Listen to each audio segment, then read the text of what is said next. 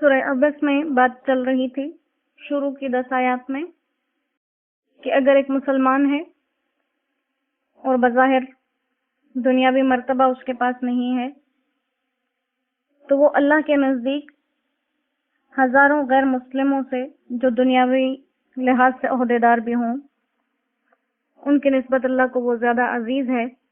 اور ساتھ ہی ساتھ آپ صلی اللہ علیہ وآلہ وسلم کو اور آپ کے ضمن میں امت کو یہ پیغام دیا گیا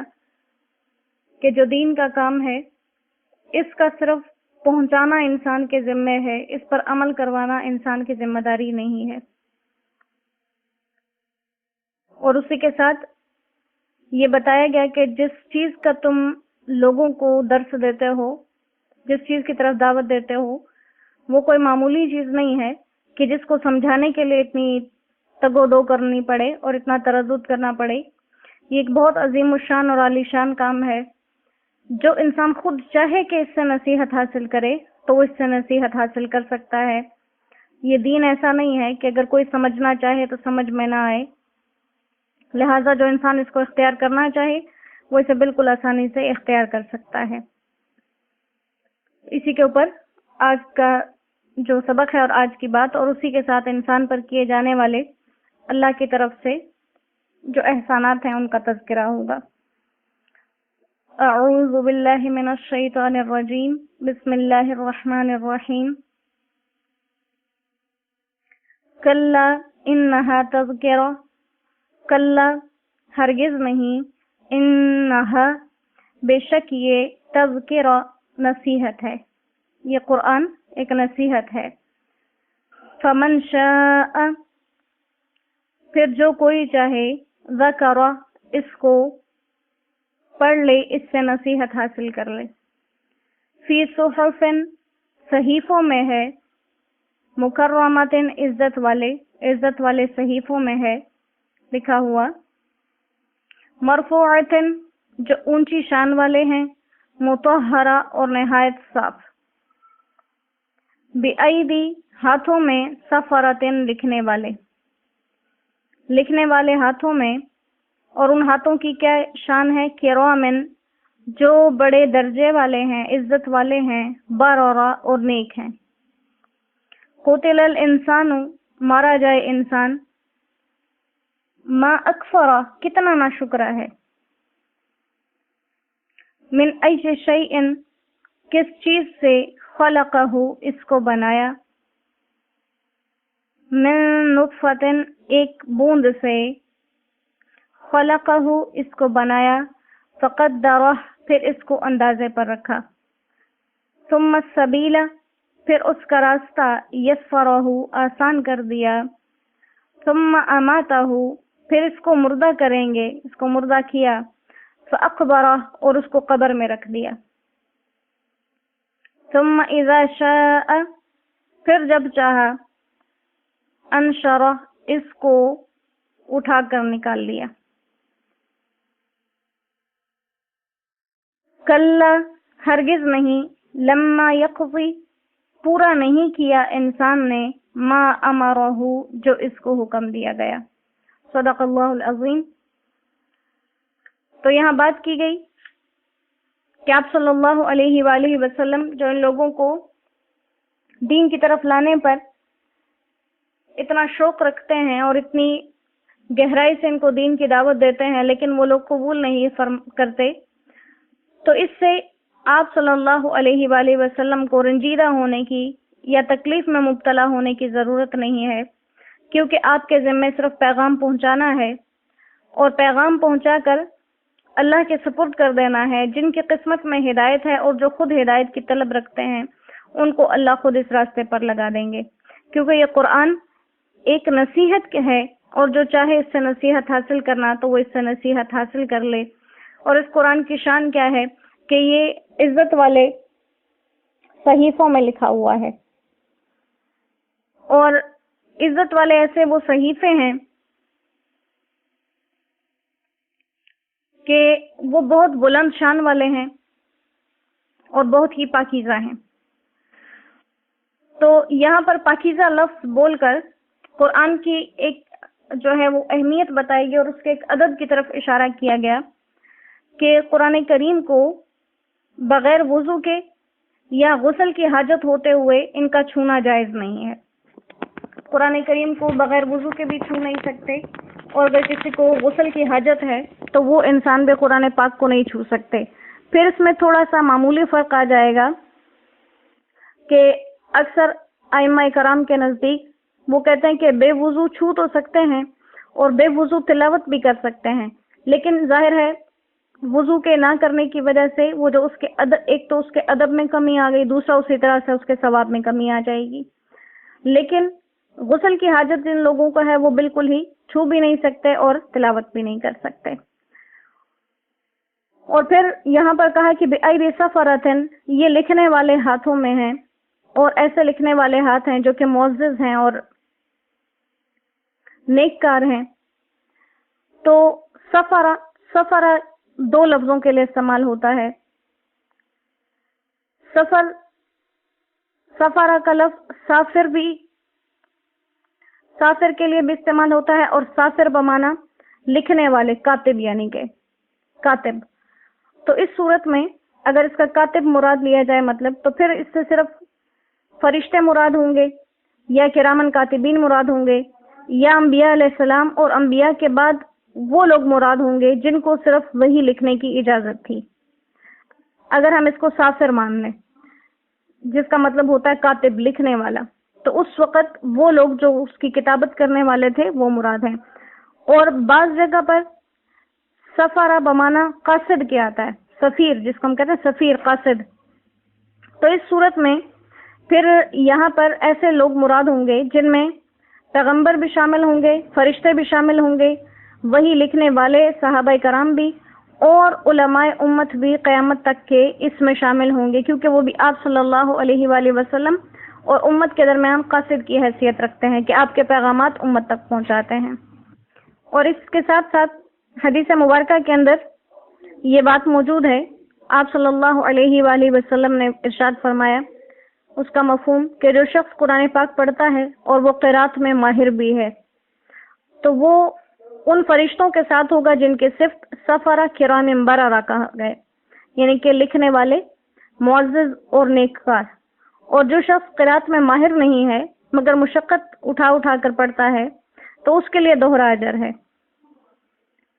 تو اب یہاں پر ایک تو یہ معلوم ہوا کہ جو انسان مشقت کے ساتھ قرآن پاک کو پڑھتا ہے، پڑھنا نہیں چھوڑتا، لگاتار محنت میں لگا رہتا ہے، مشقتوں سے اس کو سیکھتا رہتا ہے، تو اس کو دوہرا اجر ہے، ایک تو قرات کے کرنے کا اور دوسرا اس پر مشقتیں اٹھا کر نہ چھوڑنے کا۔ اور دوسرا اس سے یہ بات ثابت ہوئی کہ جو لوگ ماہر ہیں ان کا شمار ان فرشتوں کے ساتھ ہوتا ہے جن کی یہ صفت قرآن کے اندر بیان کی گئی ہے۔ لہٰذا کوئی یہ نہ سمجھے کہ جو غیر ماہر ہیں ان کو تو دوہرا اجر ملتا ہے لہٰذا ان کا اجر بڑا ہے۔ یہ سوچنے کی بات ہے، جب غیر ماہر کو دوہرا اجر ملتا ہے تو جو ماہر ہے ان کا اجر کتنا ہوگا۔ تو لہٰذا یہاں پر قرآن کریم کی شان کو بیان کرتے ہوئے پھر انسان کو یہ بات یاد دلائی گئی کہ ان تمام چیزوں کو دیکھنے کے بعد بھی انسان کو عقل نہیں آتی اور وہ اپنے اس پیدا کرنے والے کی نعمتوں کا شکریہ نہیں ادا کرتا، بلکہ اس کے باوجود بھی ناشکری پہ ڈٹا رہتا ہے۔ اور باقی نعمتیں تو انسان کو ملی ہی ہیں، اور قرآن جیسی نعمت جو انسان کو ملی ہے یہ تو تمام نعمتوں سے بڑھ کر ہے، جس کو صرف عقل والے لوگ ہی سمجھ سکتے ہیں۔ پھر اس کے بعد انسان کو دوبارہ توجہ دلائی گئی اس کی پیدائش کی طرف کہ وہ اپنی پیدائش کو دیکھے کہ وہ کس چیز سے پیدا کیا گیا، ایک معمولی چیز سے پیدا کیا گیا۔ پھر اس کے بعد یہ نہیں کہ صرف اس کو ایک جو ہے وہ بنا دیا، صرف اس کو بنایا اور ایک خاص اندازے اور حکمت سے بنایا۔ جیسے بار بار یہ بات گزر رہی ہے کہ انسان کے اندر اللہ سبحانہ و تعالیٰ نے اپنی صفت خالقیت کو جس طرح سے ظاہر کیا ہے وہ باقی مخلوقات کے اندر نہیں کیا، اس کو بنایا اور حکمت سے بنایا، اس کے قد و قامت کو، اس کی جسامت کو، شکل و صورت، اس کے اعضاء کے اندر رکھے ہوئے جوڑ، آنکھ، ناک، کان وغیرہ، تو ان تمام میں ایسے اندازے مقرر کیے کہ اگر یہ اندازے اس کے خلاف ہوتے تو انسان کی ساری شکل و صورت بھی بگڑ جاتی اور اس کے کام کاج میں بھی مصیبت بنتی۔ پھر اسی طرح سے کہ اس انسان کو بنایا فقط دورہ اور اندازے سے بنایا۔ ایک تو ہو گیا فقط دورہ کہ اس کو اندازے سے بنایا، دوسرا اس کا مطلب فقط دورہ کہ اس کی کے لیے جو ہے اس کی تقدیر لکھ دی، اس کی تقدیر کے اندازے لکھ دیے۔ جیسے حدیث مبارکہ کے اندر یہ بات آتی ہے کہ جس وقت انسان ماں کے پیٹ میں تخلیق ہو رہا ہوتا ہے اس وقت اللہ سبحانہ و تعالیٰ 4 چیزوں کی مقدار اس کے لیے لکھ دیتے ہیں۔ تو یہاں قدر بمانا اس مقدار کے لکھنے کے، اور سب سے پہلے جو لکھتے ہیں وہ یہ کہ وہ کیا کرے گا اور کیسے اعمال کرے گا، اس کے اعمال کیسے ہوں گے، دوسرا اس کی عمر کتنی ہوگی، تیسرا اس کو رزق کتنا ملے گا، اور چوتھا انجام کے لحاظ سے وہ نیک لوگوں کے ساتھ جائے گا یا بد نصیب لوگوں کے ساتھ جائے گا۔ تو انسان ابھی پیدا نہیں ہوا ہوتا کہ اس کی قسمت کے اچھا برا ہونے کا، اس کے اعمال کا، اس کی عمر کا، اس کے رزق کا اللہ سبحانہ و تعالیٰ نے ایک اندازہ مقرر کر دیا، اور ہم اپنی ساری زندگی اس رزق کے چکر میں گزار دیتے ہیں جو ہماری پیدائش سے بھی پہلے لکھا جا چکا، اور ہم اپنی اس زندگی سے محبت کرتے ہیں کہ جس کے لیے موت کا وقت ہمیں اللہ سبحانہ و تعالیٰ نے ہماری پیدائش سے پہلے لکھ دیا۔ پھر اللہ سبحانہ و تعالیٰ نے ایک مزید احسان کیا کہ کسی جاندار سے جاندار کا پیدا ہو جانا یہ کتنا بڑا معجزاتی کام ہے، لیکن اللہ سبحانہ و تعالیٰ نے اس کو ایک ایسے اندازے پر کیا کہ ثم السبیل یسرا، دنیا میں آنے کے لیے جو اس کا راستہ تھا وہ بالکل آسان کر دیا، اور اس پیدا ہونے والے بچے کو کسی قسم کی مشقت یا تکلیف کا سامنا نہیں کرنا پڑتا۔ پھر اس پیدا ہونے کے بعد ہمیں جو یہ زندگی اپنی لگ رہی ہے کہ ہم اپنی زندگی میں اتنا کچھ کر رہے ہیں،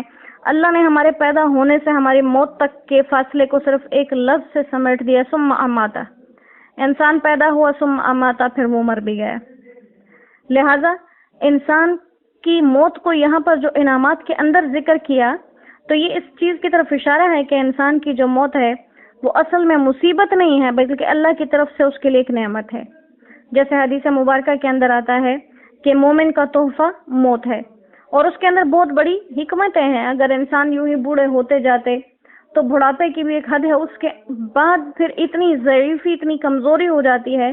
کہ انسان بالکل بچوں سے بھی، چھوٹے گود والے بچوں سے بھی 2-3 ہاتھ آگے چلا جاتا ہے، وہ ہر چیز میں اتنا محتاج ہو جاتا ہے۔ تو اگر دنیا کے اندر موت نہ ہوتی تو یہ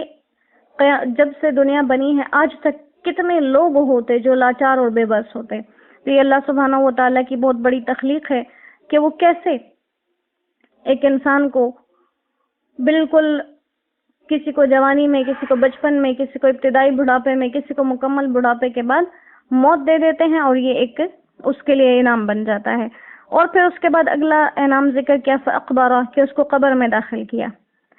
یہ قبر کے اندر داخل ہونا بھی انسان کے لیے اللہ نے احسان شمار کیا ہے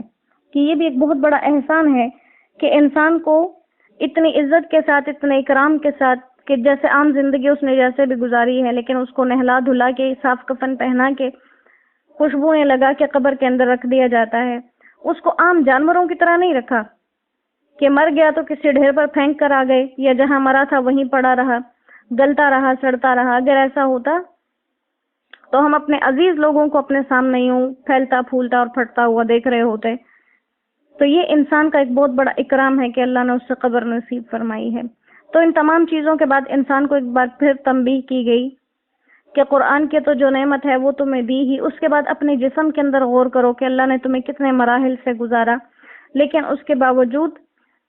باوجود اس کے کہ یہ سب چیزیں دیکھ کر تم اس کی طرف متوجہ ہوتے، اس کے احسان مند ہوتے، تم نے کیا کیا، لما یقضی ما امرا، ہرگز ان کاموں کو پورا نہیں کیا جن کا اس کو حکم دیا گیا تھا۔ ہونا کیا چاہیے تھا کہ جیسے انسان کا زندگی گزارنے کا طرز ہے، اس طرز کے اوپر رہتے ہوئے انسان اللہ کا شکر گزار ہو جاتا، لیکن انسان ناشکری کے پہلو کو ہمیشہ آگے رکھتا ہے اور وہ اللہ کا شکر گزار نہیں بنتا۔ تو اللہ سبحانہ و تعالی ہمیں اپنا شکر گزار بنائے اور ان تمام باتوں پر اسی طرح سے عمل کرنے کی توفیق عطا فرمائے جیسے اللہ ہم سے چاہتے ہیں، جیسے اس کی چاہت ہے اللہ ہمیں ویسا بنا دیں، اور ہمیں اس پیارے دین پر چلنا ہمارے لیے آسان کر دیں اور ہمیں بمقصد زندگیاں نصیب فرمائیں. ہماری زندگیاں جتنی بے مقصد ہو گئی اور جو بلا وجہ کی دنیاوی تکالیف اور مصیبتوں میں پھنس گئی ہیں، اللہ ہمیں اپنے رحم و کرم سے ایک بامقصد زندگی عطا فرمائے جو اس دنیا میں بھی ہمارے لیے آسانی اور راحت کا سبب بنے، موت کے وقت اور موت کے بعد بھی. وما علینا الا البلاغ وآخر دعوانا ان الحمد للہ رب العالمین. السلام علیکم ورحمۃ اللہ وبرکاتہ.